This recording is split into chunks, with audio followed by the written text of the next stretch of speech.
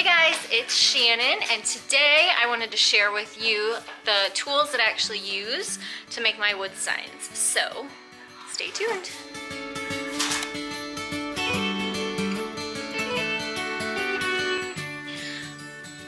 So before I get started, I just want to let you know that these are all items that I personally use in my workshop, and I did not start with these items.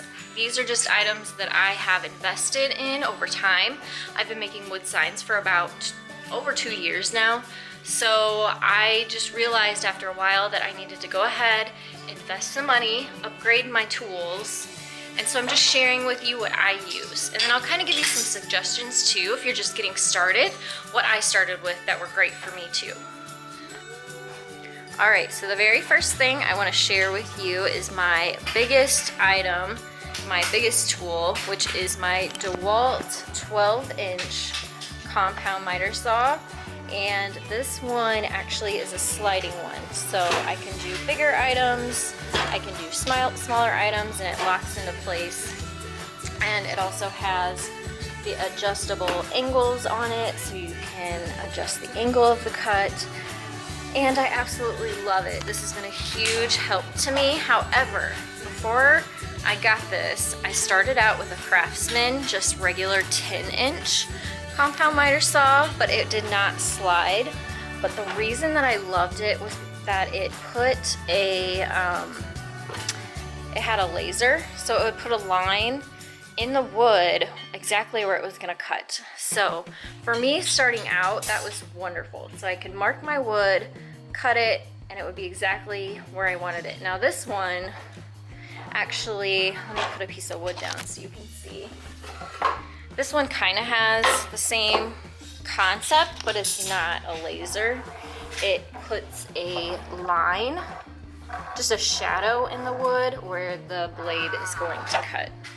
So if you're just getting started, I would suggest just starting out with a 10-inch miter saw. I think mine was about $100. And like I said, it was great. I loved it. It did fine. When I started doing bigger projects, I went ahead and upgraded to this bigger one. I also want to share with you the table that my miter saw sits on. You can invest in a miter saw stand, and I think they're around, well, I mean, obviously, depends on where you go and the brand, but you could buy a miter saw stand for about $100. But I didn't want one that I was going to have to take out and put away all the time, and I have a one-car garage, so I needed something that was going to be compact, that I could put away, that would kind of fold up and get pushed away, but it was but I could easily pull it out too. So if you can believe this, this is actually a sewing table. So this is for a sewing machine, and the reason that I'm using this is because, number one, it's wood, so we were able to screw the miter saw right into the top of the wood. And then underneath, inside the cabinet, I have space for a trash can, and then that 4x4 I use out here. So if I have longer pieces of wood, it levels it out, just like a miter saw stand would do for you. But here's the cool thing about this. This table extends and it folds up, and you can, it's got wheels, so I can just fold it up and push it back in that corner when I'm not using it.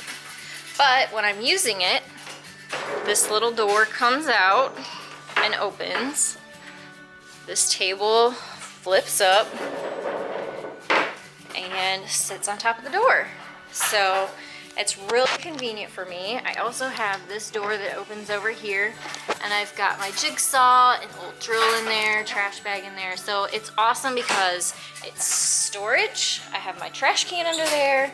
I have some trays in here where I could actually put screws or anything that would be needed, and easily accessible. So I like that. I just think that this has worked just so well for me. So if you're needing something compact, that's an option. All right, and then I have a table of tools here I just kind of wanted to share with you. When you're getting started, and when you're not just getting started, safety is huge. You need to make sure that you have some gloves, some protective gloves. Those are from Walmart. Some protective eyewear. I got these from Home Depot. They're all inexpensive and they are all worth every cent to keep yourself safe. I also upgraded to a DeWalt drill here. This has been worth every penny. They're not cheap. I started out with Ryobi, which was fine. This one has a lot more power. It's not as heavy. It has the smaller battery pack, which is a 20 volt. So it has a really long charge life. I just love it. It's been definitely worth the upgrade for that. But any drill works. If you're using it a lot, go ahead and upgrade to a DeWalt or a contractor grade power tool like that. What I like to use with it are DeWalt drill bits. This was just a kit and a set, and I use these all the time. It's got a 1/2 inch. It goes all the way up to a 1/2 inch size. So that was another thing that was worth the investment instead of buying the cheapy ones that break all the time. The other DeWalt item I have is my orbital sander. This, again, I use just as much as my saw. Every piece of wood I cut, I end up sanding. So I definitely needed a good sander. I started out with a corner cat. Again, if you're not doing a whole lot, go ahead, get something a little bit less inexpensive, and that works just fine. But for me, I needed something that was going to kind of shorten the time that I spent on my projects, and this definitely has done it.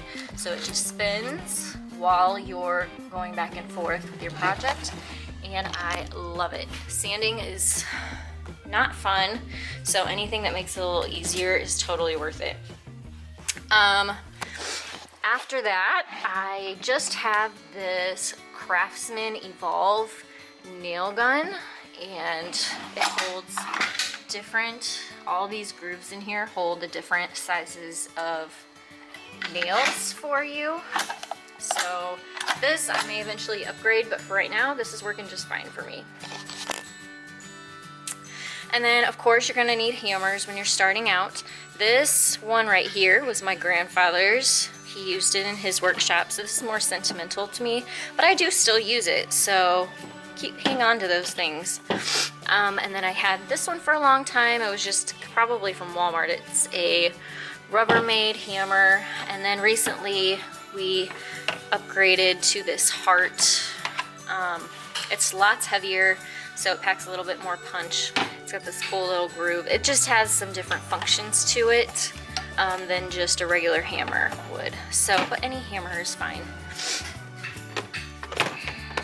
Then I also wanted to share with you my Craig jig, which I've been using in a couple of my videos lately. If you saw my in-table makeover video that I posted, I used this guy. It makes pocket holes. So if you're gonna be building stuff that actually needs to be functional, or if you want a flat surface, this is definitely the way to go to do pocket holes. So I love that. And then I wanted to share with you too, I don't know if you've seen these on Facebook or just random videos that have been going on. It's the Quick Draw tape measure, and it's got a little lead pencil basically inside of it. So you can literally like measure something and then draw the line at the location of where you're needing the measurement. Don't waste your money. A regular tape measure, this is a Stanley one. I mean, any tape measure works just fine. This was just, hey, that might make my life a little easier, let's get it. And honestly, it has not really been worth it. I don't think it's very precise, or maybe it's user error, but I just rather use my regular tape measure and a pencil, and that works just fine for me. So the other thing I use a lot in my workshop, and just ignore all this crazy mess back here, it's not quite spring cleaning time for the garage. This guy's helping back here. We just recently upgraded to this 20-gallon air compressor. I used this pancake guy up here that I believe is a Craftsman, just a little bitty thing. And for me, it worked just fine. My husband does some bigger projects, so he needed this bigger 20-gallon one. But if you're just starting out, one of those pancake ones works just fine. We also just got this hanging air hose to go with this big one, but we haven't got it installed yet. But until we got that, I just used a cheapy air hose and had it hung on a garden hose reel. So like I said, just start out small, see how much you really enjoy working with wood, and then upgrade as you go along. Or if you have the money, this is the way I would go, and just go ahead and invest the money in something that you know is good quality, is gonna work, get the warranty with it, because these are not cheap. You don't want to have to replace it if something goes wrong. So I hope this video kind of helped you see what you can use to get started building your own wood signs and wood projects, and what I use in my own workshop here, and the items that I've been using in all the DIY videos that I've been posting on my channel. So I hope that this video inspired you. If it did, give it a thumbs up and hit that subscribe button. I will see you in my next DIY video. Bye guys.